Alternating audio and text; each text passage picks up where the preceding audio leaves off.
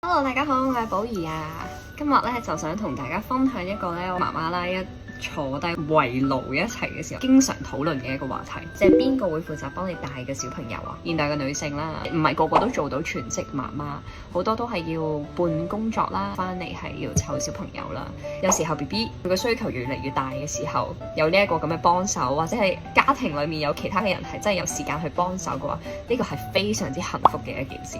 所以我係當時我先至請工人姐姐。我覺得有3樣嘢係我最基本嘅要求嚟嘅。第一啦，就係咪一個容易溝通同埋肯聽人講，就一定要係肯聽啦、肯講啦。我有好多嘅日常嘅需要係同呢個幫手去溝通，即係關於 BB 究竟而家呢一個禮拜病啦，我哋可能要 mon 住佢嘅體溫啦，譬如半夜嘅時候有一啲咳聲啊、敏感出現咗啊，好多呢啲咁樣嘅情況，佢一定要好及時咁話俾我聽咯。咁我準備咗一本咧照顧者手冊，我亦都 specifically 要求佢係點樣填寫，即係譬如幾點食咗啲乜嘢，特別係排敏嘅時候 ，BB 食完咗嗰啲嘢之後，佢有冇啲不良反應？如果有嘅話，要即刻 mark 低佢，即係每日都要睇佢個體溫啦。每一日佢有冇聽邊啲嘅兒歌啦？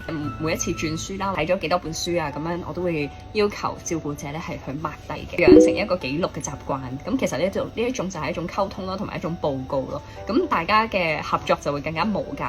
同埋我覺得呢樣嘢非常之有用咧。當 BB 佢有啲咩唔舒服嘅時候咧，我就拎住呢本手冊咧就走去同醫生去交代。咁另外一個好重要嘅咧就係安全意識，我都係覺得係需要教育嘅。咁我亦都係請咗一個急救嘅老師翻嚟，我亦都會俾我嘅工人姐姐去上堂。咁等佢哋咧真係要有一個意識，因為你覺得嘅 common sense 對佢哋嚟講可能唔係 common sense 嚟嘅。真係近親嘅時候咧，近親嘅時候係冇聲嘅，突然間有啲咩嘅症狀啦，冇聲啦，塊面可能突然間缺氧啦，我哋應該要點做呢？即係點樣去提供一啲急救？安全意識係可以 train up 嘅。隨住你哋越多嘅溝通咧，照顧者越知道你嘅要求係乜嘢咧，佢以後就有一個能力去變通。有一樣嘢非常之重要，而嗰樣嘢咧唔係真係點樣可以訓練出嚟咧，就係工人姐姐本身嘅性格。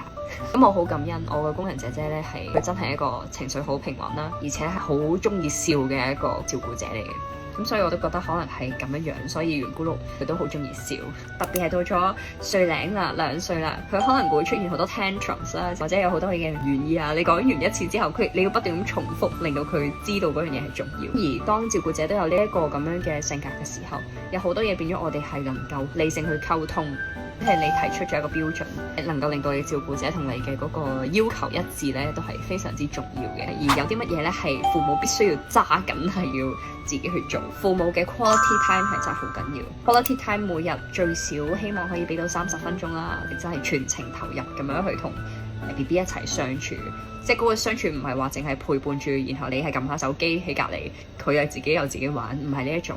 如果能夠係有一啲叫做 family 嘅特有嘅活動，即係唔係照顧者同佢可以有嘅活動，你哋獨有嘅 family 嘅一啲 culture 啊，每一晚就嚟圓咕碌要去沖涼就會播歌啦。咁所以每一晚咧去到呢啲 moment 咧，一開着咗個音樂之後咧，圓咕碌就知道哦，自己會喐啦個身體，因為呢啲係 family 嘅 dancing time， 我哋要一齊跳舞。即係有呢啲咁樣嘅唔同嘅小活動咧，令到小朋友會好期待有一個 family 嘅一個連結啦。就係咁樣。呢個就係今日同大家嘅分享啦，我哋下一條片再見啦，拜拜。